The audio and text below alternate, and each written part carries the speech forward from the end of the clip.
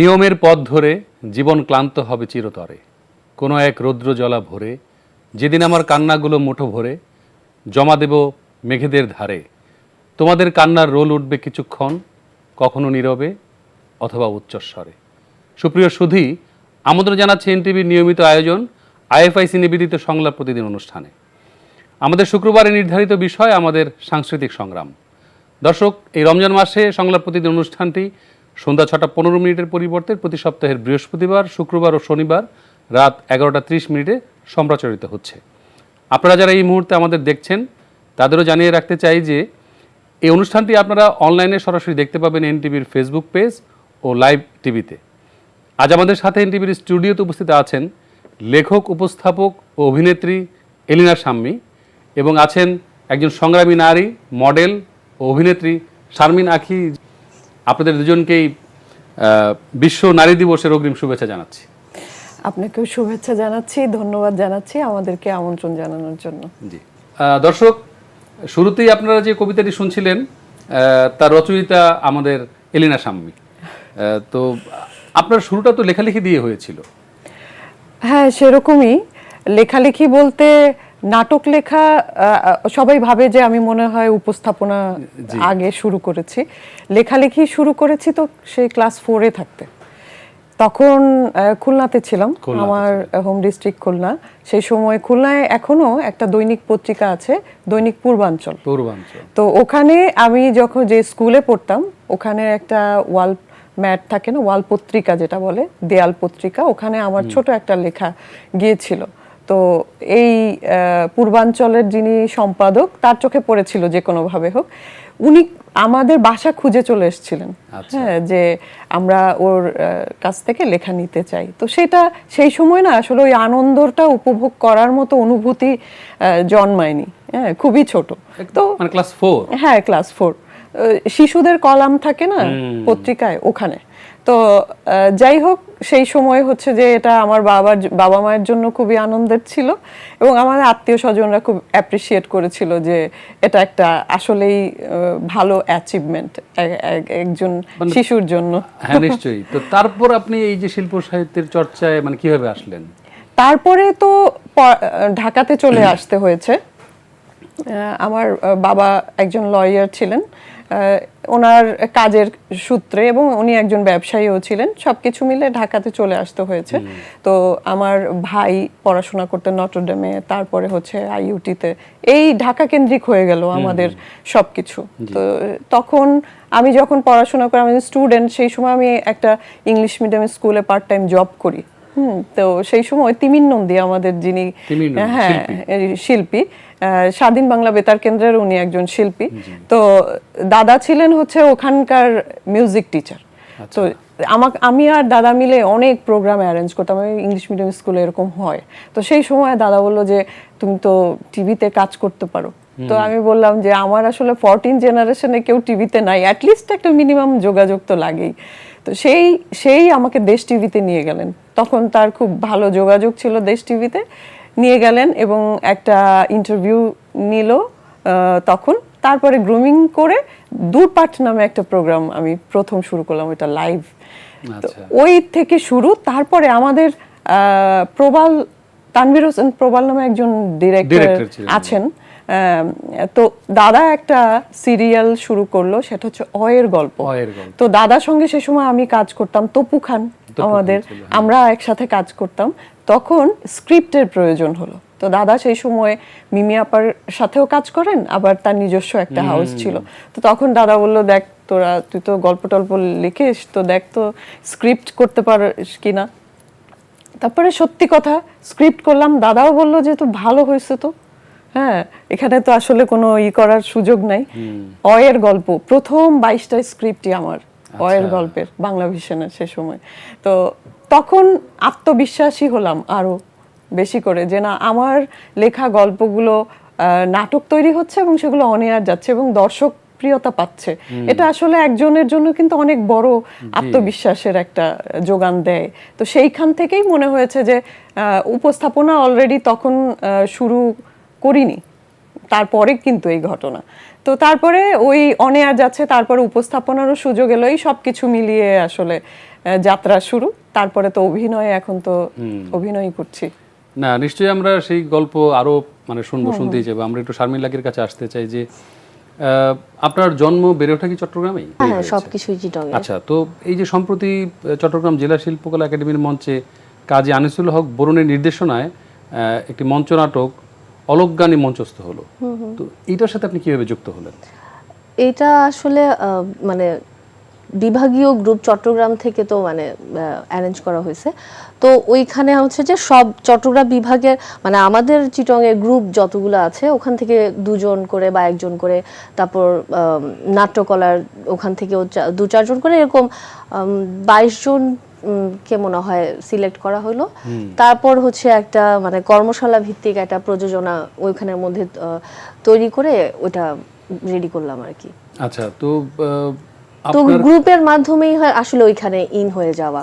মানে আপনি সম্ভবত নান্দিকারের না, অরিন্দম নাট্য সম্প্রদায়। হ্যাঁ হ্যাঁ, ওই গ্রুপের হিসেবে। কবে থেকে শুরু করলেন আপনি অরিন্দমে কাজ করা? অরিন্দমে কাজ করি আমি 5 থেকে, হ্যাঁ 5 হবে। মানে 2005 থেকে আপনি মঞ্চনাটকের সঙ্গে যুক্ত হলেন।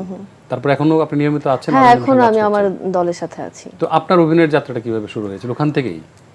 অভিনয়ের যাত্রাটা আসলে ওখান থেকেই শুরু, ওইভাবে বলবো না। আরেকটা গ্রুপ ছিল আমাদের, যদি আমি একদম শুরু বলি, আমাদের আরেকটা গ্রুপ আছে নাট্যাধার।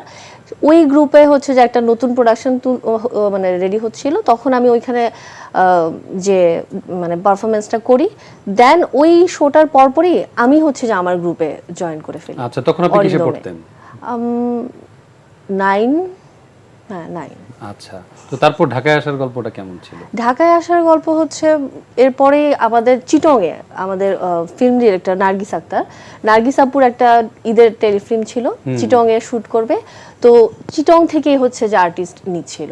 আচ্ছা, তো ওইখানে নার্গিস আপু আমাকে কাস্ট করে। তো ওই প্রথম ওইটা আমার হচ্ছে যে মানে ভিজুয়াল মিডিয়ায় কাজ করা। তো নার্গিস আপু বলে কি আমাকে, তুমি ঢাকায় চলে আসো, তোমাকে নিয়ে কাজ করবে এসে, কিন্তু তখন জিনিসটা কত সিরিয়াসলি নাই। তো আমাদেরই চিটং এর থেকে এক বড় ভাই হচ্ছে একটা সিরিয়ালের জন্য বলে। তো তখন হচ্ছে যে 21 টিভির বলে ফেললাম থাকে। তো তখন হচ্ছে যে সিরিয়াল, যেহেতু আমি তো আসা যাওয়া করে কাজ করতে পারবো না, তো সেই কারণে তখন ভাবলাম যে আচ্ছা ঠিক আছে, শিফট করে আসি। তো ওই সময়টায় গিয়ে মানে এটা আরো অনেক পরে 11 হয়ে গেছে, তখন 10-11, তখন গিয়ে শিফট করে চলে আসি ঢাকায় আমি। আচ্ছা, তো আমরা একেবারেই ভিন্ন একটি প্রসঙ্গে আসতে চাই। দুজন শিল্পী আমাদের সঙ্গে আছেন এবং নিশ্চয়ই আমরা কাজ নিয়ে এবং আপনাদের ব্যক্তিগত যে সংগ্রাম নিয়েও কথা বলবো, কিন্তু আমরা একটু যদি দেখি যে জুলাই অভ্যুত্থান পরবর্তী সময়ে দেশের বিভিন্ন স্থানে মব জাস্টিসের এক ধরনের মানে হয়েছে, উত্থান হয়েছে। তো এর থেকে নারীরাও রেহাই পাচ্ছে না। বিশেষ করে নারীদের ক্ষেত্রে বলবো যে মোরাল পুলিশিংটাই বেশি চোখে পড়ছে। এবং সাম্প্রতিক সময়ে আমরা যদি দেখি যে অতি সম্প্রতি ঘটে যাওয়া দুটি ঘটনা, তো এর পক্ষে বিপক্ষে প্রচুর কথাও হচ্ছে। আমার নারী হিসেবে আপনাদের কাছে জানতে চাওয়া যে আসলে এই ক্ষেত্রে আপনাদের অনুভূতির জায়গাটা কেমন? আমি এলিনা সামনেকে দিয়ে আসতে চাই। মব হলে তো এটা তো অনুভূতির জায়গাটা ভালো হওয়ার কোনো সুযোগ নেই, কিন্তু কথা হচ্ছে যে মানুষের একটা অভ্যস্ততা বলে কথা আছে। হ্যাঁ, মানুষ অভ্যেসের দাস, এই প্রবাদের সঙ্গে কিন্তু সবাই শতভাগ একমত হবে। 16-17 বছরের যে অভ্যেস, সেটা 5-6 মাসে বিলীন হয়ে যাওয়া, এটা একটু কঠিন।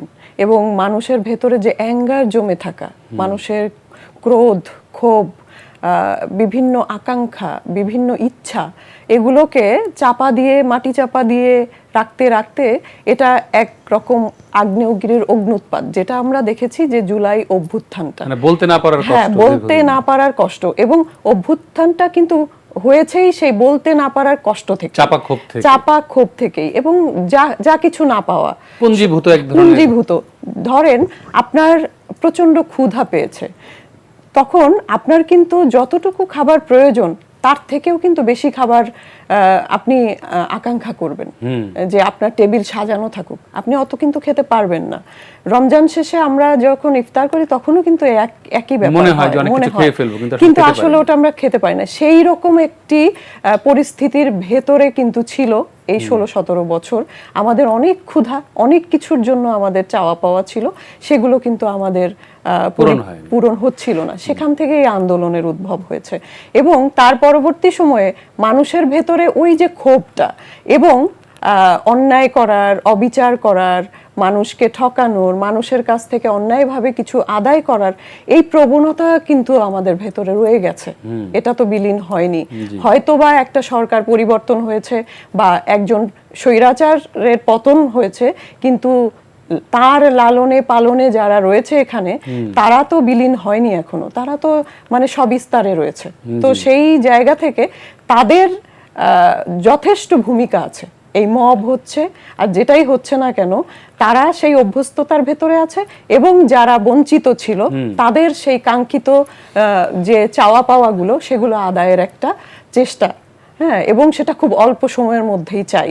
তো এই দুটো বিষয় এখানে একেবারে একীভূত হয়ে এই মবটা হচ্ছে যে তুমি দিবে না কেন, দিতে হবে, এতকাল দাওনি, দাও। আর ওরা বলছে আমরা এতদিন এই পরিস্থিতিতে ছিলাম, এত সহজে তোমাদেরকে দেব না। তো এই যে ক্ল্যাশটা, হ্যাঁ, এইখান থেকে কিন্তু মবগুলো তৈরি হচ্ছে। এবং এটা যদি আইন শৃঙ্খলা বাহিনী, আমরা জানি যে আসলে পুলিশের ভূমিকাটা ছিল এমন যে ইসের সময়, আন্দোলনের সময় যারা সাধারণ পাবলিক আছে, যারা জনগণ, ম্যাস পিপল যারা, তাদের উপরে আস্থা হারিয়ে ফেলেছিল কোনো একটা কারণে, আস্তে আস্তে সেই আস্থা ফিরে আসছে এবং তারাও নিজেদের প্রতি ম্যাস পিপলের আস্থা ফিরিয়ে আনতে সক্ষম হচ্ছে আস্তে আস্তে। তো সেই জায়গাগুলো যখন ঠিকঠাক হবে, আমার মনে হয় যে এই হার অনেকাংশে কমে আসবে। আমি মনে করি যে এই যে ছিটা ফোটা দুই একটা ঘটনা, বিচ্ছিন্ন যে ঘটনা, এই ঘটনাগুলোকে অনেক কঠিনভাবে আমাদের সামনে প্রদর্শন করা, এটাও কিন্তু একটা মানে পতিত সরকারের যারা দোসর তাদের একটা টেকনিক আমার কাছে মনে হয়। এটা আমার ব্যক্তিগত মতামত। আরেকটা কথা হচ্ছে, এরকম এই গত 16 বছরে কিন্তু বহু কিছু ঘটনা ঘটেছে, বহু কিছু ঘটেছে, কিন্তু সেটা নিয়ে কিন্তু এত চর্চা হয়নি বা চর্চা করার মতো ওই সুযোগ ছিল না, কারো করতে দেয়া হয়নি। এবং আপনি দেখেন যে করোনার সময় প্রতিদিন আমাদের মানে পীরজাদা সাবরিনা একজন ছিলেন, উনি ঘোষণা করতেন যে এতজন মারা গেছেন। নর্মাল টাইমে অ্যাক্সিডেন্ট করেও কিন্তু বহু মানুষ আমাদের দেশে প্রাণ হারাতো, হ্যাঁ, বিভিন্ন দুর্ঘটনায় প্রাণ হারাতো, তার থেকে কম করোনার সময় মারা যেত। তো সেই রেশিও যদি আমরা চিন্তা করি এখন, যে ওই সময়টাতে, ওই 16 বছরে কত কি না হয়েছে, প্রতিদিন কত দুর্ঘটনাই তো ঘটেছে, কিন্তু সেই জিনিসগুলোকে ওইভাবে বলার মতো, ভোকাল রাখার মতো সাহস কেউ করেনি। এখন সাহস করছে, সত্যকে সত্য, মিথ্যাকে মিথ্যা বলার মতো সুযোগ এসেছে। সেই জন্যই এই মানে অনাচারগুলো আমাদের সামনে আসছে। নিশ্চয়ই এগুলোর আস্তে আস্তে স্বাভাবিক পরিস্থিতিতে যাবে আশা করি। শারমিন আখি, আপনি মব জাস্টিসের কথা বলছিলেন এবং আমার স্পেসিফিক জানার আগ্রহ ছিল যে আপনারা যেহেতু নারী হিসেবে আজকের অনুষ্ঠানে নারী দিবসকে সামনে রেখে আমরা এই আয়োজনটি সাজিয়েছি, সো আমরা নারী হিসেবে আপনার কাছেই জানতে চাই যে এই যে মোরাল পুলিশিং এর যে ঘটনাগুলো সাম্প্রতিক সময়ে ঘটছে, পক্ষে বিপক্ষে প্রচুর আলোচনা হচ্ছে, এই বিষয়ে আপনার স্টেটমেন্ট কি? আমরা জাজমেন্ট করে ফেলি অনেক সহজে, আর যেটা আসলে আমাদের জাজ করা উচিত সেটাকে আমরা জাজ করিই না। তো এই ফারাকটা আমরা আসলে বুঝি না। তো যে আপনি যেটা বললেন যে ফেস করাটা, কি ফেস করি, সেটা হচ্ছে এখন অনেক কিছুই মানে ছোট ছোট ঘটনা অনেক কিছুই ঘটে। এখন জাস্টিসের জন্য যদি ন্যায় কোনো কিছু ঘটে, সেটাকে আমি অবশ্যই বলবো ঠিক। এখন সেটা থেকে কেউ যদি বা কোনো গোষ্ঠী যদি অ্যাপ্রিসিয়েট হয়ে জাস্টিসের নামে মানে কি বলবো অরাজকতা তৈরি করে, মানে একটা ঝামেলার সৃষ্টি করে, সেটাতে কিন্তু আমাদের সমাজ, পারিপার্শ্বিক অবস্থা এবং আমরা নারীরা বিশেষ করে, যেহেতু আমাদের একটা সেন্সিটিভ এই মানে কি বলবো জেন্ডারটা, অনেক ইনসিকিউর হয়ে যাচ্ছে এখন বের হওয়ার জন্য বলেন, বা নিজের মানে ঘরে ফেরার, যেটা আমাদের সবচেয়ে বেশি ঝামেলা হয়। তো আমি এটাই ফেস করছি, মানে আপনি যে বললেন না যে আমি কিভাবে দেখি, আমার কাছে মনে হচ্ছে জাস্টিসের জন্য ঠিকঠাকভাবে যে কোনো কিছু মানে বলা বা ফাইট করাটা আমি বলবো ঠিক আছে, বাট ওইটা থেকে মানে ইন্সপায়ার হয়ে আমি ভুল কিছু না করি, সেটাতে আরো বেশি অশান্তি বা এই যে মানে অনেক কিছু বিশৃঙ্খলা লাইক চলে মবের আসে। বিপরীতে মব বা হ্যাঁ, মোরাল হ্যাঁ। পুলিশিং এর বিপরীতে মোরাল পুলিশিং এগুলো বন্ধ হোক, তাই তো? হ্যাঁ, সেটাই। নিশ্চয়ই আমরাও সেটাই চাইবো। তো এলিনা স্বামী, আপনি একজন লেখক, নৃত্যশিল্পী, মডেল এবং উপস্থাপক, এবং সবকিছু ছাপিয়ে আপনার অভিনয় শিল্পী পরিচয়টাই জনপ্রিয় বা পরিচিতি এনে দিয়েছে আপনাকে। শুধু অভিনয় নিয়ে থাকতে চান সামনে? এটা একটা বলা যায় যে অভিনয় শিল্পী হিসেবে যে পরিচয়টা এখন একটু সবার সামনে এগিয়েছে সবগুলোর থেকে, এটা আমার ইচ্ছাকৃতই। কারণ আমি গত 2 বছর কোনো উপস্থাপনায়, কোনো টেলিভিশন চ্যানেলে যে স্পেশাল শোগুলো থাকে বিভিন্ন পর্বে, সেখানেও আমি উপস্থিত হতে চাইনি। কারণ হচ্ছে আমি চেয়েছি যে অভিনয় শিল্পী হিসেবে আমাকে একটু চিনুক। আমাকে 2 বছর আগেও উপস্থাপক হিসেবে চিনেছে, তার আগে কিন্তু বেশ কিছু কাজ আমি ভালো কাজ করে ফেলেছি। তারপরও ওই উপস্থাপক তকমাটা একটু ঢেকে রাখতে চাইছি, যে অভিনয় যেহেতু করছি, অভিনয় করে স্বাচ্ছন্দ্য পাচ্ছি, এবং উপস্থাপনা আমি 11 সাল থেকে 16 সাল পর্যন্ত কিন্তু উপস্থাপনাই করেছি। এবং লেখালেখি, যেটা নাটক লেখা, এটা কিন্তু প্রায় যাচ্ছে, আমার লেখা নাটক প্রায় 45টার মতো অন এয়ার গেছে পর্যন্ত, আরো কিছু আছে। আপনি মানে একটা ফিল্মও লিখেছেন? হ্যাঁ হ্যাঁ, এটার নাম হচ্ছে গন্তব্য। জি, ওটা আপনাদের এখানেই আছে, মাঝে মাঝে সেটা প্রচার করা হয়। তো সেই গন্তব্য লিখেছিলাম। ওই চলচ্চিত্র একটাই লেখা হয়েছে, একটু সময় সাপেক্ষ ব্যাপার। অভিনয় করে তারপরে উপস্থাপনায় ছিলাম এতদিন, সবকিছু মিলিয়ে চলচ্চিত্র লেখা অনেক সময়ের প্রয়োজন এবং কিছু নিজস্ব পরিবেশ প্রয়োজন। তো সবকিছু মিলিয়ে আসলে অভিনয় করে স্বাচ্ছন্দ্য পাচ্ছি, এবং সবকিছুই কেমন যেন হুটহাট করে হয়ে গেছে। যেমন অভিনয় উপস্থাপনা করতে করতে কিন্তু অভিনয়ের সুযোগটা এসেছে, যে আমরা তো বিভিন্ন ডিরেক্টর, প্রডিউসার, এনাদেরও ইন্টারভিউ করি। তো সেরকম শাহ আলম কিরণ স্যার, ওনার একটা ইন্টারভিউ করেছিলাম আমি SRTV-তে। তো সেই সময় উনি আমাকে অফার করেছিলেন। তারপর পরই উনি 71-এর মা জননী নামে একটা চলচ্চিত্র, মুক্তিযুদ্ধ ভিত্তিক চলচ্চিত্র নির্মাণ করেছিলেন। তখন আমাকে বলেছিলেন যে তুমি কি আগ্রহী কিনা। তো আমি কোনো কিছু চিন্তা না করেই, তার আগে কিন্তু আমার কোনো এটাকে কি বলে, কোনো থিয়েটার ব্যাকগ্রাউন্ড না, বা স্কুলিং আমার ছিল না। তো ভেতরে অবশ্যই আমার একটা অভিনয়ের একটা তাগিদ, প্রবণতা অবশ্যই ছিল, আকাঙ্ক্ষা ছিল, সেটা আমার হয়তোবা আমার অবচেতন মনেই ছিল। তো আমি বলে ফেলেছি, হ্যাঁ স্যার আমি করতে চাই যদি সুযোগ পাই। উনি আমাকে FDC-তে ডাকলেন, একটা অডিশন নিলেন এবং খুবই প্রশংসা করলেন। এবং ক্যামেরায় যিনি ছিলেন তিনি হচ্ছেন কিংবদন্তি তুল্য সিনেমাটোগ্রাফার মাহফুজুর রহমান। উনি প্রয়াত এখন, খুবই শ্রদ্ধেয়। এবং উনি কিন্তু আমাকে অনেক ডিরেক্টরদের সঙ্গে পরিচয় করিয়ে দিয়েছিলেন এবং বলেছিলেন যে ওরা কিন্তু শিক্ষিত মানুষ, ফিল্মে কাজ করতে এসেছে, তোমরা একটু সম্মানের সাথে ওদেরকে গ্রহণ করো, কাজের সুযোগ দিও। এই কথা কিন্তু উনি অনেকের কাছে বলে গিয়েছেন। তার মানে আপনার যে অভিনয়ের শিল্পী জীবনের জার্নি থেকে আমরা এটাও বলতে পারি যে একজন শিল্পীর স্কুলিং, অভিনয়ের স্কুলিং না থাকলে পরেও সে মানে অভিনয়ের মানে দক্ষতা অর্জন করতে পারে। আসলে তাই। জি, শারমিন আখি, তো আমি অনুষ্ঠানের শুরুতেই বলছিলাম আপনি একজন সংগ্রামী নারী। তো সংগ্রামী নারী বলার পেছনে যে গল্পটা, সেটা আমরা নিশ্চয়ই অনেকেই জানে, আবার অনেকেই জানেন না, যে গত 2023 সালের জানুয়ারি মাসে আপনার একটি শুটিং সেটে মিরপুরে সম্ভবত একটি ভয়াবহ দুর্ঘটনা ঘটেছিল, এবং আপনি কি বলবো যে দীর্ঘ 2 মাস হসপিটালে জীবন মৃত্যুর সাথে সংগ্রাম করেছেন। কেমন ছিল সেই অভিজ্ঞতাটা, আমাদের যদি একটু বলতেন। মানে কি হয়েছিল সেদিন, তার পরবর্তী ঘটনাগুলো কি হয়েছে? এখন আসলে মানে ঘটনাগুলোকে যখন সামনে রেখে এই পাশ থেকে আমি দেখি, তখন হয়তো ব্যাপারগুলো অনেক বিভৎস ছিল আমার জন্য, যেহেতু আমি তখন অনগোয়িং ওই জার্নিটার সাথে। আর এখন যখন দেখি, এখন আমার মনে হয় আমি ওগুলো থেকে অনেক কিছু মানে শিখলাম, আমি অনেক লার্নিং করি, মানে যতবার আমি দেখি বা বলি সেটাই হয়। সেদিন অ্যাজ ইউজুয়াল মানে শুটিংয়ে আমার ঘরের সামনেই মিরপুরে 11:30-তে একটা নতুন শুটিং হাউস হয়েছে। তো গেলাম ওখানে, শুটিং রেডি হয়ে আসলাম। 10টা যখন বাজে আমি অত ডিটেইলে যাচ্ছি না, জাম্প করে বলে, মানে 10টা বাজে আমি গেলাম, গিয়ে দেখি যে ওরা তখনও রেডি না। তো আমার বাসার কাছে যেহেতু, আমি বাসায় চলে আসছি। আমি ওদেরকে বলছি তোমাদের সবকিছু রেডি হলে আমাকে ফোন করে, আমি চলে আসবো। তো ওরা দুপুরের দিকে আমাকে ফোন করে, আমি যাই। মানে যাওয়ার পরেই আমি তো মেকআপ করে রেডি ছিলাম, জাস্ট হচ্ছে যে চুলটা করি, এরপর চিন্তা করি যে আচ্ছা কস্টিউম শাড়ি পরবো, একটা কাজ করি, একটু ওয়াশরুমে গিয়ে আসি। তো পরে আমি গেলাম ওয়াশরুমে, তখন জিনিসটা আসলে আমি বুঝিয়ে উঠিনি, মানে ঢুকার পরপরই তো আর ওই ফিল হয় না। তো গেলাম যখন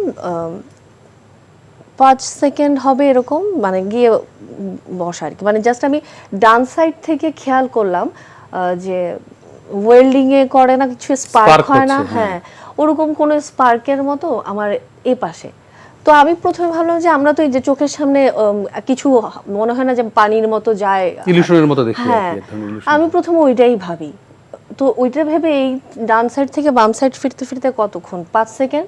5 সেকেন্ডের মধ্যে আমি বুঝি যে আমি একটা টোটাল মানে গ্যাস টাইপের আগুনের ভিতর আমি বসে আছি। সেটা দাও দাও আগুন না, কিন্তু টোটাল বক্সটার মধ্যেই আগুন, আমি বসে আছি আগুনের মধ্যে। কি করব তখন তার মাথায় কাজ করে না। আমি আমার জাস্ট হাত দুইটা আমার এভাবে মুখের সামনে চলে গেল, আমি দেখলাম আমার দোনো হাতের চামড়া পুরো বইয়ের পাতা যেরকম করে খুলে এরকম ফেটে গেল। চুলটা, আমার তো চুল তখন অনেক বড়, চুল পুড়ে যে আসতেছে, আমি ওই আওয়াজটাও শুনলাম, পটপট করে আওয়াজ হচ্ছে এর মধ্যে। আর মনে হয় আমি থাইয়ের হচ্ছে স্কিনের আওয়াজ পাইলাম, একটু ভুস ভুস এরকম, মানে ওগুলাও হচ্ছে ফুলতেছে, মানে মুরগি বা কোনো স্কিন হয় না ফাটে, ওই টাইপের মানে হচ্ছিল। এটা হয়তো ম্যাক্সিমাম 10-15 সেকেন্ড, এর বেশি না, 15 সেকেন্ডও মনে হয় অনেক বেশি। ওর মধ্যেই হচ্ছে ওখানে ব্লাস্ট হয়। তো আমি হয়তো কিছুক্ষণের জন্য ফেইন্ট হই, আমি দেখি আমার হাফ বডি ওয়াশরুমের বাইরে আর হাফ আমার ভেতরে, দরজার কোনো অস্তিত্ব মানে নাই, দরজা ভেঙে চলে গেছে, দরজার নাই কোনো অস্তিত্ব, ওর কোনো টুকরাও নাই। মানে এর মধ্যে হচ্ছে সিন হচ্ছিল ড্রয়িং রুমে সজল ভাইয়ের, কখনোই রাহাত আমার সাথে সেটে যায় না। সেদিনও মনে হয় আসলে এরকম একটা অ্যাক্সিডেন্ট হবে, সেজন্যই আল্লাহ ওকে রাখছে আর কি। তো ও গিয়ে ওরা ভাবছে এসি ব্লাস্ট হয়েছে, তো গিয়ে ওর মধ্যে আমাকে মানে কোনো রকম সবকিছু ঠিকঠাক করে হসপিটালে আসি। হসপিটালে আসার পর্যন্ত আমিও ভাবতেছিলাম হয়তো হাতের রেটটা এতটুকু ঠিক হয়ে যাবে, রাহাতও ভাবতেছিল যে 2-1 ঘন্টার ব্যাপার, ব্যান্ডেজ করে বাসায় নিয়ে আসবো। যাওয়ার পরে আমি তখন তো আমাকে অজ্ঞান করে ফেলে। আমার যখন একটু চোখ খুলে তখন আমি বুঝি যে আমি, মানে যেটা আইসিইউর মানে আগের ভার্সন এইচডিও ওইখানের মধ্যে, আমি তখন চিন্তা আমাকে এখানে কেন রাখা হয়েছে। তো এরকম করে প্রত্যেকটা দিন যায়, এর মধ্যে আমি পরে শুনি যে আমার একদম আইসিইউতে যখন রাখা হয় 11 দিন, আমাকে লাস্ট একদিন নাইটও ঠিক করে দেয় যে আজকে রাতে আসা শেষ। এবং আমার সাথে অনেকেই যে লাস্ট দেখা করে আসে, শেষ দেখা যেটাকে বলে, কিন্তু ওই দিনই আল্লাহর রহমতে মানে মিরাকেলি মানে আমার সব কিছু হার্ট রেট, আমার অক্সিজেন লেভেল এগুলো সব ঠিকঠাক হয়ে যায়। দেন আস্তে আস্তে রিকভার করে, মানে একদম টানা 2 মাস একটা ফাইট করে দেন ব্যাক করি। জি, আমি এই গল্পটাতে আবার আসবো, কারণ এই গল্পটা একেবারেই ছোট না, এটা আমি দর্শকের জন্য আরেকটু বড় করে আরেকটু অভিজ্ঞতা শেয়ার করতে চাইবই অবশ্যই। তবে তার আগে আমরা একটু এলিনা শামের কাছে আসতে চাই যে বঙ্গবন্ধুর বায়োপিকে আপনি অভিনয় করেছিলেন এবং সেটা বেগম খালেদা জিয়ার চরিত্রে আপনি অভিনয় করেছেন, সেই অভিজ্ঞতাটা একটু যদি আমাদের সাথে শেয়ার করেন। যে এক প্রশ্ন করে ভালো করেছেন। এই অভিজ্ঞতা যে অর্জন করেছি সেজন্য আমার এখন নানাবিধ অভিজ্ঞতার মধ্য দিয়ে যেতে হচ্ছে। আচ্ছা, তো প্রথমত যে বঙ্গবন্ধুর বায়োপিকে যেহেতু আমি ছাত্র আন্দোলনের সাথে মোটামুটি সরব ছিলেন, যে কারণে এই প্রশ্নটা আসে। তো আমাকে প্রথমেই বলা হয় যে বঙ্গবন্ধুর বায়োপিকে তো তুমি কাজ করেছো, তারপরও তুমি আবার হচ্ছে যে ছাত্র আন্দোলনের সাথে কেন? সেটা তো আপনি রাজনৈতিক পরিচয় করেননি, শিল্পী পরিচয় করেছেন। এক্স্যাক্টলি, এটাই আমি ক্লিয়ারিফাই করতে চাই। সেটা আমি বলিও, সেটা আমি স্ট্যাটাসেও দিয়েছি। সেটা হচ্ছে যে একজন শিল্পী আমরা যখন কাজ করব, এবং বঙ্গবন্ধুর বায়োপিকটা কিন্তু ছিল সরকারের পৃষ্ঠপোষকতায়। তো সরকারের পৃষ্ঠপোষকতায় মানে হচ্ছে এটা জনগণেরই পয়সা। তো সেইখানে আমাদেরকে কাস্ট করেছিল বম্বের একটা টিম, স্যাম বেনেগাল টিম, সেখানে যারা কাস্টিং ডিরেক্টর তারা, এবং চুলচিরা বেচারে কিন্তু এখানে কাস্টিং হয়েছে। Right. আমাকে কাস্টিং দেওয়া হয়েছিল শেখ কামালের ওয়াইফের ক্যারেক্টার, অডিশন দিয়ে তো আপনাকে পাস করতে হয়েছে, Of আপনি course. তো নিজের ইচ্ছায় করেন এবং নাই। সেই জায়গা থেকে শেখ কামালের ওয়াইফের ক্যারেক্টারও ছিল অপশনাল, এবং খালেদা জিয়া ক্যারেক্টারও ছিল। এবং সেই সময়ে যারা সরকার পক্ষের ছিল তাদের জন্য, তাদের যারা সমর্থক তারাও কিন্তু এই ক্যারেক্টারটার প্রতি একটু বিরূপ ছিল, যে জি। হয়তো নেগেটিভ কিছু করে এসছে সে হ্যাঁ। অভিনয়। আর যারা এই খালেদা জিয়ার মানে বিএনপি পন্থী যারা, তাদেরও একটা ক্ষোভ ছিল যে হচ্ছে যে আমাদের মনে হয় বিরুদ্ধ কোনো নেগেটিভ কোনো সিন হয়তো বা এখানে ক্রিয়েট করা হয়েছে। তো এই মুখোমুখি, কিন্তু এই প্রশ্নের মুখোমুখি তখনও আমি হয়েছি। খালেদা জিয়া ক্যারেক্টার, বিভিন্ন বাজে কমেন্ট, বিভিন্ন আপত্তিকর কমেন্টও আমি বিভিন্ন পোস্টের নিচে দেখেছি, এবং সারা বাংলাদেশে সব নিউজ পেপার নিউজ করেছে, চ্যানেলগুলো নিউজ করেছে। কিন্তু অদ্ভুতভাবে সময়টা যে পরিবর্তন হয়ে যাবে এটা কিন্তু কেউ সময়টা ভাবে নাই। পরিবর্তন হয়ে গেছে, এবং সেটা ছিল খুবই রিস্কি। ওই ক্যারেক্টারটা করা আমার ওই সময়ের জন্য খুবই একটু রিস্কি ছিল। সেই রিস্কটা আমি নিয়েছি। আমার আসলে এই জিনিস, আমি শিল্পী হিসেবে কাজ করব, এবং আমাদের যখন শুটিং হয়ে যায়, এটা যখন রিলিজ হয়, তার পরবর্তী সময়ে তখনকার সরকার কিছু আর্টিস্টকে তাদের গণভবনে ডেকেছিলেন, ইনভাইট করেছিলেন, সেটা হচ্ছে যে ডিনারের জন্য। তো এটা তো প্রত্যেকটা জিনিসই একজন শিল্পী হিসেবে আমার অর্জন। এটা আমি কখনো লেজুর, আমার বাবা মুক্তিযোদ্ধা, এখন পর্যন্ত সেই ভাতা আমরা পাই। হ্যাঁ, যে সে মুক্তিযোদ্ধাদের সন্তান হিসেবে পাই। আমার বাবা মা বেঁচে নেই, কিন্তু আমরা দুই ভাই বোন পাই। তো সেইখানে সেই সুবিধা তো আমি পাচ্ছি, এবং বিগত সরকারের যিনি প্রধান ছিলেন সেই তার কাছে সান্নিধ্যে যাওয়ার সুযোগ আমার কিন্তু বারবার হয়েছে। কখনো এখন এই অন এয়ারে এবং এরকম একটা চ্যানেলের আমি বলতে পারি যে কারো সাথে কখনো লেজুর বৃত্তি বলি বা আমার নিজের বাড়তি সুবিধা নেওয়ার জন্য বলি, কখনো কোনো দিনও এই কাজটা আমি করিনি। কারণ আমার বাবা বলে গেছেন যে তোমাদের যোগ্যতায় সারা জীবন এগিয়েও। আমরা যখন যুদ্ধ করেছি, তোমাদের ভালো হবে, কি হবে, তোমরা ভাতা পাবা, তোমরা উন্নতি করবা, সেই জন্য কিন্তু আমরা যুদ্ধ করিনি। এটা সম্পূর্ণ আমাদের নিজস্ব ভাবনা এবং সময়ের প্রয়োজন ছিল, দেশপ্রেম, সেই জায়গা থেকে করেছি। তোমরা এই ভরসা করে কখনো এই সুযোগ নেওয়ার চেষ্টা করবে না। তো সেই জায়গায় আমরা ভাই বোনেরা সেটা মেনেছি। সেই জায়গা থেকে কখনো লেজুর বৃত্তি করে কোনো কাজ হাসিল করার কোনো প্রয়াস কখনো ছিল না। যতটুকুই এগিয়েছি সেটা যোগ্যতার কারণে এগিয়েছি। এবং এটাও বলতে চাই, একজন মুক্তিযোদ্ধার সন্তান হিসেবে সেই সময়ে আমি যদি সুবিধা নিতে চাইতাম, আমি মনে হয় বাংলাদেশের সব থেকে সুবিধাবান শিল্পী হিসেবে গণ্য হতাম তখন, কিন্তু সেটা আমি নিতে চাইনি। তো এই যে মানে যারা এখন একটু ওই ফ্যাসিস্টের দোসর যারা, বিশেষ করে তাদের এই আক্রমণ আমার উপরে, যে তুমি মুজিবেও কাজ করছো, তুমি আবার ছাত্র আন্দোলনের সাথেও নিজেকে রেখেছো, তোমার এরকম দ্বিচারিতা কেন? এটা কখনো দ্বিচারিতা না। আমরা যদি সেই সরকারের সাপোর্টারও হয়ে থাকি, মানুষের ব্যবহার, মানুষের আচরণ, তাদের অনৈতিক আচরণের প্রকাশ, এই সব কিছু কারণেই তো আমাদের মানসিকতার পরিবর্তন হয়ে গেছে দিনে দিনে। তাদের যে স্বৈরাচারী মনোভাব এবং তাদের প্রতি গনে গনে এসে ভোট নেওয়াটা একটা নাটকীয়তায় পরিণত হয়েছিল, যেটা এক সময় উৎসবে ছিল ছোটবেলায়, যে ভোট কবে দিব এরকম একটা বিষয় ছিল। বড় হয়ে দেখেছি যে ভোট দেওয়া লাগে না, হয়ে যায় রাতেই ভোট হয়ে যায়। তো এই অনাচারগুলো দিনে দিনে আমাদের মগজের ভেতরে তাদের প্রতি ঘৃণা তৈরি করেছে, এবং যখন সুযোগ এসেছে তখন আমরা বলতে দ্বিধা করিনি।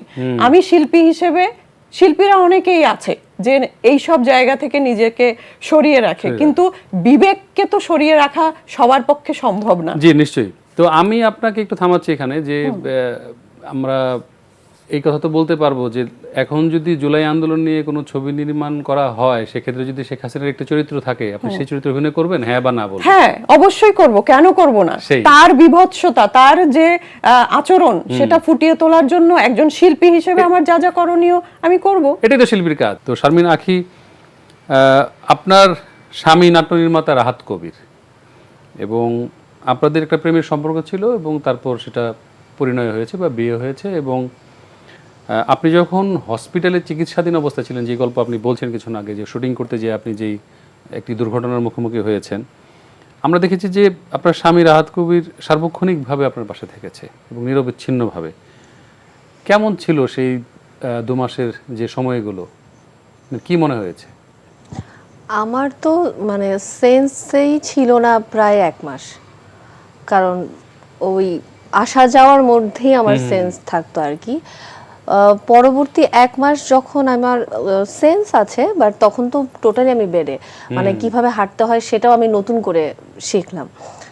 তো ওই সময়টায় আমি দেখছি রাহাতকে, ও কাউকে না আমাকে টাচ করতে দিত না, মানে ও একটা মুহূর্তের জন্য আমি কখনো ওকে দেখি নাই যে ও হসপিটালে আমাকে একা রেখেও বের হবে, কারণ ও ভাবতো যে ও মানে গেল হয়তো ঘন্টা খানেকের জন্য বাহিরে, কিন্তু ও কোনো ব্যাড নিউজ যেন না শুনে যায় যে ও নাই, এই সময় কোনো কিছু একটা হয়ে গেছে। ও কখনোই ওকে আমি সরতে দেখতাম না। তো ওই যে 1টা মাস আমি বলবো আমার মানে টোটালি অনেকটা কিছুই মনে আছে সেখানে। যেটা বললাম, আমি হাঁটতেই ভুলে গেছি ওই সময়। আমাকে প্রথম যেদিন দাঁড় করায়, তখন হচ্ছে পিছন থেকে রাহাত ওর 2 হাত দিয়ে আমাকে এভাবে গার্ড দিল, আমি দাঁড়াইলাম, আর সামনে হচ্ছে আমার বোন ছিল। তো দোনোজন আমাকে ধরে, আমার পুরো বডির শক্তি ওদের দোনোজনের উপরে, কিন্তু আমি পায়ের মধ্যে কোনো ধরনের জোর পাচ্ছিলাম না। মানে ছোট বাচ্চাদেরকে দাঁড় করাই না আমরা, ওরা কিন্তু দাঁড়াইতে পারে না, একদম সেম আমার নিজেকে মনে হচ্ছিল যে আমি একটা নিউবর্ন বেবি, আমাকে দাঁড় করানো হয়েছে, আমার পায়ে কোনো শক্তি নাই, আমি মনে হয় আর হাঁটতে পারবো না। তো এরপরে আমার মানে ডক্টররা সবসময় আমাকে বলতো যে আপনি ব্রেনকে মেসেজ দিবেন, আপনি সিঁড়িতে কিভাবে উঠতেন, কিভাবে হাঁটতেন। তো ওই কিছু এক্সারসাইজ ওগুলোও করে করে দেন। প্রথম যেদিন আমি মানে হাঁটতে পারি, 2টা কদম দিলাম, সেদিন আমার স্পষ্ট মনে আছে আমি রাহাতকে বলছি আজকে আমাকে ধইরো না, আমি আজকে খালি হাঁটি। সেদিন আমি হসপিটালের করিডোরে এ পাশ থেকে ওই পাশ হেঁটে যাচ্ছি, নার্সরা বলছে আচ্ছা আপনি হাঁটতে পারেন তাহলে। মানে তখন আমি বুঝতে পারি যে আচ্ছা ছোট বাচ্চারা যে হাঁটলে, নতুন খাটলেই দৌড়াইতেই থাকে ওরা, মানে ওই ফিলিংসটা, ওই মানে তখন তো জানি না কেমন লাগতো আমার যখন আমি প্রথম হাঁটতে পারি, হয়তো ওই ফিলিংসটা তখন পাই। আর আমি আমার ওই স্মৃতিগুলোকে না কখনোই এখন ওই খুব বিভৎস খারাপ স্মৃতি হিসেবেই আমি মনে করি না। যেমন এটাও যে আপনাকে আমি বলছি না, মনে করছি আমার কাছে ভালোই মনে হচ্ছে যে আমি নতুন করে আমার জীবনের যে জার্নিটা, যেটা কিনা এতদিন গতানুগতিক জীবনের একটা ওয়েভ মানে আমার টাইম লাইনে আমি বলবো ছিল, সেইটা হয়তো এখন আমি অনেক সূক্ষ্মভাবে মানে আমি এপাশে এসেও আমি দেখতে পারছি যে হ্যাঁ আমার টাইম লাইনটা আসলে ঠিকঠাক, আমাকে এখন এভাবেই আমার ওয়েভটা যাওয়া উচিত। রাইট। আমি প্রাসঙ্গিকভাবে একটি প্রসঙ্গে বলতেই চাই যে আপনি কোথাও বলছিলেন কোনো একটা ইন্টারভিউতে যে যেই নাটকের সেটে আপনি শুটিংয়ে ছিলেন সেই ডিরেক্টর আপনাকে এই 2 বছরেও কোনো খোঁজ নেয়নি, মানে এটা কি সত্যি? সেটা একটা জায়গা। আরেকটা হচ্ছে যে আপনার সহকর্মীরা আপনার প্রতি কতটা ছিলেন বা আপনার সাথে কতটা কানেক্টেড ছিলেন বা আপনার খোঁজ খবর নিয়েছিল কিনা? সহকর্মীদের কথা যদি বলি, সবসময় কানেক্টেড আমার সাথে এখনো আছে, তখনও ছিল। এবং মানে পরিবারের বাহিরে ওই যে লাস্ট ডে যেদিন আমার সাথে শেষ দেখা করতেও যে গেল, মানে পরিবারের মানুষরাই থাকবে এটাই স্বাভাবিক, কিন্তু ওইখানেও আমি আমার কলিগসদেরকে মানে আমার মনে আছে কারা কারা ছিল। মানে আইসিইউতে একটু একটু এসে এসে মানে আইসিইউ পর্যন্ত তো কাউকে ঢুকতেই দেয় না, সেখানে তারা আইসিইউ পর্যন্ত বেডের পাশে চলে যাচ্ছে যে লাস্ট হয়ে ওকে একটু দেখে আসি। তো আমার কলিগসরা সবসময় আমার সাথে ছিল। আর ডিরেক্টরের কথা বলছেন, আমি না ডিরেক্টরের নামও ভুলে গেছি ভাই। আর ওই দিনই ওনার সাথে আমার লাস্ট দেখা, আমি ওনার চেহারাও মনে হয় এখন ভুলে গেছি, আমার অ্যানেস্থেশিয়ার সাইড এফেক্ট এগুলা ভুলে যাই এখন আমি অনেক। আর ওনার সাথে আমার হসপিটালেও দেখা হয় নাই, আর এরপরে তো কখনো, আর উনি আমার খোঁজ কারো কাছ থেকে নিছে কিনা সেটাও আমার কান পর্যন্ত আসে নাই কখনো। আচ্ছা ঠিক আছে, কিন্তু আপনার এখন শারীরিক অবস্থা কেমন একেবারে যদি ছোট করে বলেন? ছোট করে বলবো আলহামদুলিল্লাহ আমি এখন ভালো আছি, কারণ যতটুকু খারাপ অতটুকু যদি চিন্তা করি তাহলে অতটুকুটা আটকায় থাকবে, ভালো আছি। আচ্ছা আলহামদুলিল্লাহ, যাক শুনে ভালো লাগলো। তো এলিনা শাম্মী, আপনি এখন খুবই একজন ব্যস্ত অভিনেত্রী। এই সময় আপনি ওয়েবে কাজ করছেন, টেলিভিশনে একটু কম কাজ করছেন, ফিল্মে করছেন, অনেকগুলো ফিল্মে আপনি কাজ করেছেন, দেশে এবং দেশের বাইরেও শুটিং করার অভিজ্ঞতা আছে। তো দেশে এবং দেশের বাইরে আমাদের নারী শিল্পীদের কাজের পরিবেশ কেমন, আর কেমন হতে পারত? আমি যদি বলি যে দেশের ভেতরে আমাদের নারী শিল্পীদের যদি বলি শুটিং এর পরিবেশ কিন্তু মন্দ নয়, কিন্তু এখানে কথা হচ্ছে যে এখানে শিল্পী ওয়াইজ মান সম্মান, তারপর প্রায়োরিটি, জি এই জিনিসগুলোকে ডিফার করা হয়। যেমন ধরেন যে বাংলাদেশে সিনেমা বলি, নাটক বলি, যে সেক্টরই বলি, মেইন প্রোটাগনিস্ট যারা, তারা একেবারে মানে দেবতা তুল্য, সোজা কথা। এবং ক্যারেক্টার আর্টিস্ট যারা, বাইরে যাদেরকে নিয়ে সব থেকে বেশি রিসার্চ হয় এবং যাদেরকে নিয়ে চিন্তা করা হয়, যে একটা চরিত্রকে যারা সব থেকে নিখুঁতভাবে ফুটিয়ে তুলতে পারে, ক্যারেক্টার আর্টিস্টদেরকে নিয়ে কিন্তু ভাবা হয় যে ওই ক্যারেক্টার আর্টিস্টকে এটা করানো যেতে পারে। তো সেই ক্যারেক্টার আর্টিস্ট আমাদের এখানে মানে কি বলবো, নিগৃহীত, অবহেলিত। তো এই একটা সেটের ভেতরেই দেখা যায় যে মেইন প্রোটাগনিস্টরা যে গুরুত্বটা নিচ্ছে বা পাচ্ছে, জি। এবং এই যে সিস্টেমটা তৈরি হয়ে গেছে, জি। সেটা যদি বলি নারী এবং পুরুষ উভয়ের ক্ষেত্রে ক্যারেক্টার আর্টিস্টদেরকে খুবই সোজা কথা তুচ্ছ তাচ্ছিল্যের একটা মধ্য দিয়ে যেতে হয় আসলে। হ্যাঁ, আস্তে আস্তে সব ডিরেক্টররা যে এই একই কাজ করে সেটা কিন্তু না, অনেকে আছে চেষ্টা করে মূল্যায়ন করার জন্য, কিন্তু বেশিরভাগ জায়গায় দেখেছি যে মূল্যায়নটা আসলে একটু ভাগাভাগি হয়ে যায়। আর বাইরের শুটিং এর কথা যদি বলি, ওরা একটা পাসিং আর্টিস্টকেও রোদ যদি পড়ে তো ছাতা ধরে দাঁড়িয়ে থাকে। ওদের সম্মান দেওয়ার জায়গাটা আসলে এরকম যে একজন শিল্পী, সে যদি পাসিং আর্টিস্টও হয়, সে যে একজন শিল্পী, তার যে এতটুকু মূল্যায়ন পাওয়ার যোগ্যতা আছে, সেইটা বিচার করার যোগ্যতা ওদের আছে। জি। তো শারমিন রাকিব, শুটিং সেটে একজন নারী শিল্পী হিসেবে আপনি কতটা কমফোর্ট ফিল করেন, এবং আমাদের আসলে সীমাবদ্ধতাগুলো কেমন, মানে নারী শিল্পী হিসেবে আপনার সীমাবদ্ধতা জায়গাগুলো কেমন আপনি ফিল করেন? শুটিং সেটে যদি বলি, সেটা হচ্ছে আমাদের মানে বিশেষ করে আপনার সাথে এত বড় একটা দুর্ঘটনা ঘটে যাওয়ার হ্যাঁ পর। সেটাই, মানে পরিষ্কার পরিচ্ছন্নতাটা আমি সবার আগে বলবো। মানে আমি এটা বলবো না যে মেয়েদের আলাদা রুম, ছেলেদের আলাদা রুম হয়ে গেলে খুব ভালো হয়, ওইটা বলবো না। কিন্তু আমাদের পরিষ্কার পরিচ্ছন্ন থাকা, একটা শিল্পী যেন তার জানমালের যে নিরাপত্তাটা, সে তো আসলেই যাচ্ছে টোটাল তার ফিগারটা নিয়ে, আর কিন্তু কোনো কিছু নিয়ে সে যাচ্ছে না।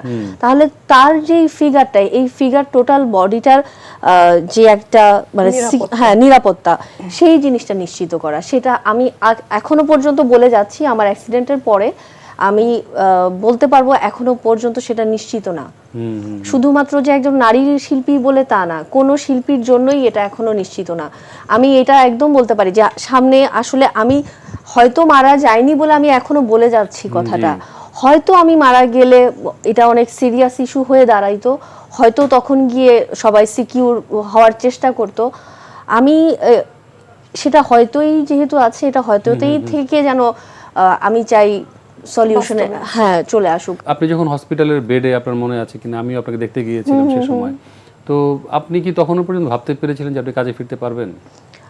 না, আমার কাজে ফেরার এটা একদমই আমার মনে হয়নি। কারণ প্রথমত কাজে ফিরবো কোত্থেকে, শরীরে তো সেই শক্তিটাই পাচ্ছি না।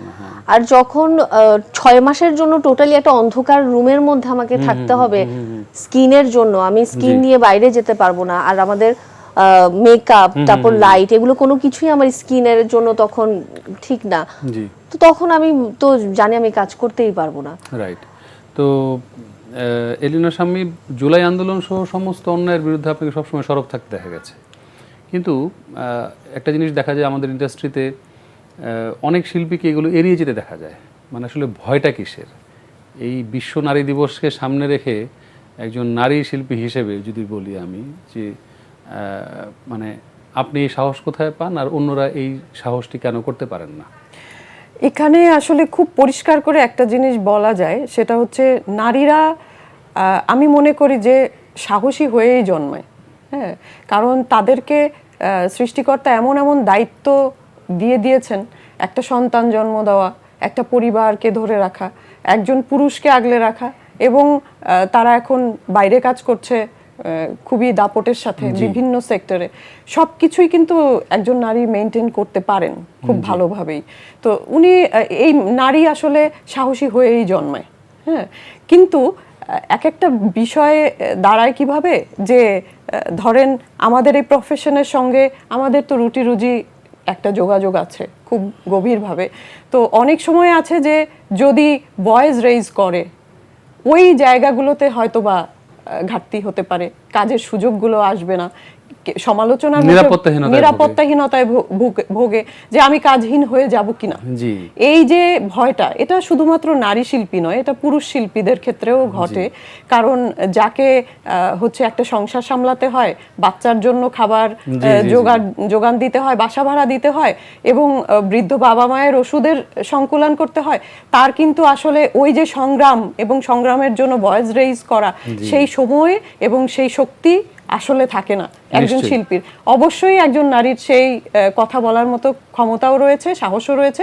এই সব পরিস্থিতিতে তারা একটুখানি আটকে যায়। জি জি নিশ্চয়ই। তবে এই যে আমি আপনার কাছে একেবারে ছোট্ট করে একেবারে জানতে চাইবো অল্প কথায় যে বিশ্ব নারী দিবসে আপনার মানে প্রত্যাশা কি? বিশ্ব নারী দিবসে প্রত্যাশা আমি মনে করি যে এখনো অনেকে বলছে যে নারীরা পিছিয়ে আছে, নারীরা নিগৃহীত, নারীরা তাদের অধিকার থেকে বঞ্চিত হচ্ছে। আমি এই কথাগুলোর সাথে একেবারেই দ্বিমত পোষণ করি। কারণ নারীরা সমান তালে এগিয়ে যাচ্ছে কিভাবে, পুরুষরা তাদেরকে সহযোগিতা করছে বলেই কিছু কিছু জায়গায় হচ্ছে ব্যত্যয় ঘটছে। সেটা তো উদাহরণ হতে পারে না, হ্যাঁ। এবং পুরুষরা সহযোগিতা না করলে নারীদের এই যে অগ্রসর যাত্রা, এটা কখনোই মানে এরকম প্রতীয়মান আমরা দেখতাম না, এখানে থেমে যেত কোনো না কোনো জায়গায়। কিন্তু নারী এই যে এই পর্যন্ত এগিয়ে এসছে, এটা আমরা অস্বীকার করতে পারি না। যৌথভাবে অবশ্যই তার নিজস্ব মানসিক শক্তি, নিজের এগিয়ে যাওয়ার অদম্য ইচ্ছা এবং পুরুষের সহযোগিতা, দুজনেই পাশাপাশি এগিয়ে যাচ্ছে। পুরুষও যে এগিয়ে যাচ্ছে না নিকট অতীতের তুলনায় বা তারও আগের পরিস্থিতির তুলনায়, তা কিন্তু আমরা বলতে পারবো না। পুরুষের পরিস্থিতিও কিন্তু পরিবর্তন হয়েছে এবং সেটা হয়েছে নারীর সাহচর্যে, সহযোগিতায়, পাশে থাকার কারণে। নারীদেরও তাই। তো এই নারী দিবসে আমি এই একটা কথাই বলবো, আসলে দুজন দুজনের পরিপূরক হয়ে চলছে বলেই সবকিছু পরিবর্তন হচ্ছে, আরো হবে। জি নিশ্চয়ই, খুব সুন্দর করে বললেন। তো শারমিন আখির কাছে সর্বশেষ প্রশ্ন, যে এই বিশ্ব নারী দিবসের প্রত্যাশা কি এবং আগামীর বাংলাদেশ কেমন দেখতে চান? নারী দিবসে আমার নারী হিসেবে একটাই প্রত্যাশা, সবসময় তো নারী শব্দটা মানে খুব হালকা হিসেবেই থাকে এবং দেখাইতে চায় সবাই যে তোমাদেরকে খুব হাতের তালুর মধ্যে রাখছি, খুব ওজনে রাখছি। ভারটা যেন একটু ফিল করে, আসলে এটাই আমার প্রত্যাশা, যে নারী শব্দটার যেটা ভার আছে সেটাই যেন সবাই একটু ফিল করে। আর বাংলাদেশকে আমি সুজলা সুফলা শস্য শ্যামলা হিসেবে দেখতে চাই, আমাদের রবীন্দ্রনাথ ঠাকুর যেভাবে কিনা দেখে গেছে। এর চেয়ে আর মানে সহজভাবে কিছু বলতে পারছি না। না নিশ্চয়ই। তো আপনাদের দুজনকেই আবারও বিশ্ব নারী দিবসের শুভেচ্ছা ও অভিবাদন জানাচ্ছি এবং আজকে কষ্ট করে আপনারা দুজন এত ব্যস্ততার মধ্যে এনটিভিকে সময় দিয়েছেন, সেই জন্য আপনাদের দুজনের প্রতি ধন্যবাদ জানাচ্ছি। আপনাকেও ধন্যবাদ আর এনটিভিকেও ধন্যবাদ আমাদের দুজনকে আমন্ত্রণ জানানোর জন্য। অনেক অনেক ধন্যবাদ, খুব ভালো লাগলো, মন খুলে অনেকক্ষণ কথা বললাম। এবং এই নারী দিবসে আসলে ছোট্ট আর একটা লাইন বললে শেষ করতে চাই, যে আসলে নারী দিবসটাই একটুখানি বলতেও আমার কাছে একটু আপত্তি করব, কারণ আমরা নারী নয়, আমরা মানুষ হিসেবেই বাঁচতে চাই। নিশ্চয়ই নিশ্চয়ই, আপনাদের দুজনকে ধন্যবাদ জানাচ্ছি। সুপ্রিয় সুধী, আপনারা দেখছিলেন আইএফআইসি নিবেদিত সংলাপ প্রতিদিন অনুষ্ঠানটি। আমাদের আজকের আয়োজন এখানেই শেষ হচ্ছে। এনটিভির সঙ্গেই থাকুন।